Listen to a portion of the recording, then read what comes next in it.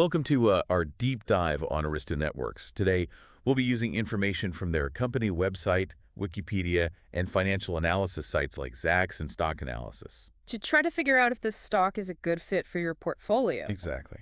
Arista specializes in high-performance networking solutions, think large data centers, cloud computing, even high-frequency trading. Oh, wow. So where speed is critical. Yeah. Okay. And reliability Got is it. super important. So how long has Arista been around? Arista was founded back in 2004 by some real industry veterans, including Andy Bechtolsheim. And Bechtolsheim. Yeah, you Yeah. might recognize that name. He was a co-founder of Sun Microsystems. That's right. Wow. So they have pretty solid pedigree. Absolutely. And they've been public since 2014, and they've really become a major player in the networking space. Their valuation right now is over $100 billion. That's right. So let's talk about their financials. Okay. While analysts are projecting continued growth for Arista, Yeah. there are some concerns about the stock being overvalued. Yeah, I mean, their price-to-earnings ratio is pretty high. Right. And Zacks actually gives them a D grade for value. Okay. So that suggests the stock might be priced a little higher Yeah. than its current earnings justify. But then it should be. Exactly. Got it. So that's definitely something to keep in mind. Something to watch, definitely. Now, what about their market share? That's a good question. Yeah. Arista doesn't actually publicly disclose their specific market share figures. Oh. But they're generally considered to be a leader in the high-performance data center switching market. So who are they competing with? Their main competitor is Cisco. Cisco. Okay. Yeah, they're a giant in the space. Got it. But Arista is really giving them a run for their money. Interesting. And one of the things that I noticed was that their innovation pipeline seems pretty robust, Yeah. particularly this continuous integration pipeline for network automation. Right. So that's really interesting. They're borrowing from software development practices Okay. to allow for faster and more reliable network deployments. So this is kind of like taking cues from the world of Agile and DevOps. Exactly. Bringing it into networking. Yeah, and that's crucial in these fast-paced environments like cloud computing. Right, where everything needs to be really scalable and flexible. Absolutely. They understand that in today's world, network disruptions can have a huge impact on businesses. So minimizing downtime is key. It's a key selling point for them. Yeah, it makes sense. And then, on top of that, they're focusing on programmable switches. Yeah, like their 7170 series, Oh. which allow for customization of data traffic using the P4 language. So this opens up opportunities for even more specialized applications. Exactly. So it seems like they're not just providing the hardware, but they're giving a lot of tools to be able to customize and manage that hardware. Absolutely. They're providing a whole ecosystem. Okay. Yeah. Now, Arista's also been busy on the acquisition front. Oh, yeah. They've been making some strategic acquisitions. Yeah. So tell me about some of those. Well, they bought Mojo Networks, which brought them expertise in cloud-managed Wi-Fi. Okay, so expanding beyond just that data center market. Exactly. And then there was Metamako, Right. That one was all about ultra-low latency switching for the financial markets. where milliseconds matter. Yeah, nanoseconds Right. can make a difference. Oh, that's pretty incredible. It's a very niche market, but Arista clearly sees the value in it. Yeah. And then, of course, big switch networks, focusing on network monitoring and security. Yeah. Security is huge these days. Yeah, absolutely. So it makes sense that they would want to bolster their capabilities in that area. Right. So it seems like their acquisitions are really filling gaps in their portfolio. Absolutely. It's a very deliberate strategy. Now let's talk about the pros and cons of potentially owning this stock. Oh, okay. So what are some of the positives? Well, on the plus side, Arista has a really strong financial track record. Okay. They're really focused on cutting-edge technology. Right. They're well-positioned for growth in these high-demand markets like AI and cloud computing. So those are all really good signs. Yeah. But what are some of the downsides? Well, as we mentioned before, the stock price could be overvalued. Right. And they are reliant on specific market segments. Like data centers and high-frequency trading. Exactly. And those segments can be vulnerable to economic fluctuations. So that's something to be aware of. Yeah, you have to factor that into your risk assessment. And it's also worth noting that Arista doesn't currently pay dividends. That's right. They're choosing to reinvest those profits back into the company to fuel growth. Okay, so they're really in a growth phase. Yeah, absolutely. Now, what about ESG factors? Environmental social governance. Yeah, that's a good point. Yeah. The sources we looked at didn't really provide a lot of details on Arista's ESG policies. So for investors who prioritize those considerations, Yeah, they might want to dig a little deeper and check out their corporate website. exactly. See what they have to say about it. So the big question is Arista Networks a good fit for your portfolio? Well, like with any investment, it really depends on your individual goals and your risk tolerance. Right, and how it fits into your overall strategy. Yeah. Exactly. You have to weigh the potential for growth against the risks and then make an informed decision. So there you have it, folks. Everything you need to know about Arista Networks. At least to get you started. Hopefully this has given you a better understanding of the company and whether or not it aligns with your investment philosophy. Yeah, definitely do your own research and make sure it's a good fit for you. Absolutely. One thing that really stood out to me was Arista's extensible operating system, EOS. Yeah, EOS is really the heart of their whole system. So it's a Linux-based system, right? Right. It runs on all of their hardware.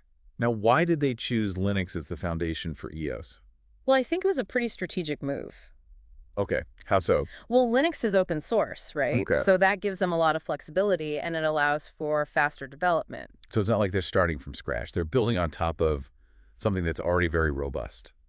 Exactly. And they've actually engineered EOS to allow for in-service software upgrades. In-service software upgrades. So that means downtime. no downtime for critical systems. That's pretty impressive. It is. They understand that, in today's world, network disruptions are a big deal. Yeah, absolutely. So minimizing downtime is really crucial for their customers. Okay, and what about their Cloud Vision platform? Oh, yeah. Cloud Vision is a really important part of their offerings as well. So what does it do? It provides network-wide management and automation, Okay. and it aligns with modern DevOps practices. DevOps, so that's really about collaboration between development and operations teams. Exactly. And it allows administrators to manage their entire Arista network from a central location. So it's kind of like a single pane of glass. Yeah, exactly. And that helps to ensure consistency and reduce operational overhead. Right. It simplifies things. Okay, so it's another example of how Arista is using software to enhance their hardware. Absolutely. They're not just selling boxes, they're selling a whole ecosystem. Right, and we were talking earlier about their acquisitions. It seems like they're really being strategic about who they're acquiring. Yeah, they're not just buying companies for the sake of it. So let's go back and talk a little bit more about those acquisitions. Okay. Mojo Networks brought them into the world of cloud-managed Wi-Fi. Right. That was a big move for them. Yeah, it was moving beyond just the data center market. Exactly. And it allowed them to target a wider range of customers. Okay, so like enterprises who are looking to modernize their office networks. Right, exactly. And then there was Metamako. Yeah, Metamako was a very different kind of acquisition. Right, they were all about that ultra-low latency world. Right, specifically for the financial markets. Whereas we said nanoseconds can make a difference. Exactly. Metamako was a specialist in that area. Okay. And their technology was actually integrated into Arista's 730 series switches, Okay. which are designed for high-frequency trading. Right, where even the slightest delay can cost you a lot of money. A lot of money. So it's really interesting to see how they're kind of picking and choosing these companies. Right, to fill specific needs. To address specific needs in the market.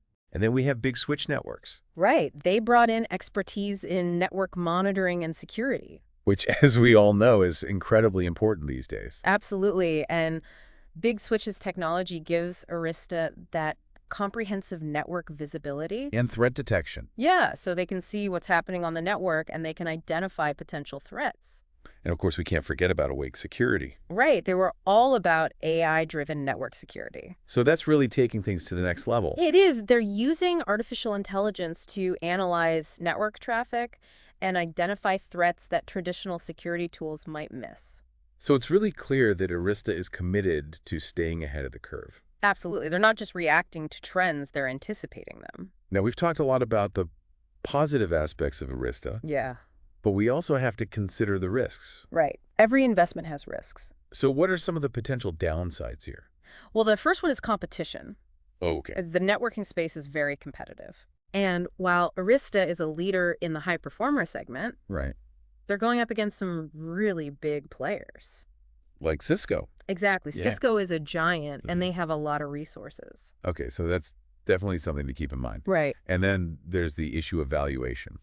Right. Their price-to-earnings ratio is higher than the industry average. Okay, so that suggests they might be a little bit overvalued. Yeah. And if their growth slows down or if they don't meet market expectations. Their stock price could take a hit. Exactly. So that's a risk that investors need to be aware of. Right. And then there's the fact that they're heavily reliant on certain market segments. Right. Data centers and high-frequency trading. Those are their bread and butter Yeah. And while they are trying to diversify, for acquisitions and such. right, they're still pretty dependent on those core markets. And if those markets experience a downturn, it could have a significant impact on Arista's revenue. Right. So those are all things that potential investors need to weigh carefully. Absolutely. You have to balance the potential rewards against the potential risks. But overall, it seems like Arista is a company that really understands the networking industry, Yeah, they're very forward-thinking. and they're not afraid to embrace innovation. Right. They're investing heavily in R&D. And their focus on software-defined networking puts them in a good position for the future. I think so too. They're also very active in terms of strategic acquisitions and partnerships. Right. They're not standing still. So they're definitely a company worth keeping an eye on. Absolutely. Well, as we wrap up this deep dive on Arista Networks, Yeah. it's pretty clear they're a company that's really pushing the boundaries of high-performance networking. They're really innovating. Yeah, and their commitment to software-defined networking, Yeah, their strategic acquisitions, all of that points to a company that's well-positioned for growth. I agree. They've really carved out a niche for themselves in the data center and high-frequency trading world. Yeah, those are tough markets. Yeah, very demanding, and they're also expanding into new markets. Right. They're bringing their expertise to a wider range of customers. Exactly. But of course, as with any investment, there are risks. Always. And I think the big ones here are the potential for overvaluation Right.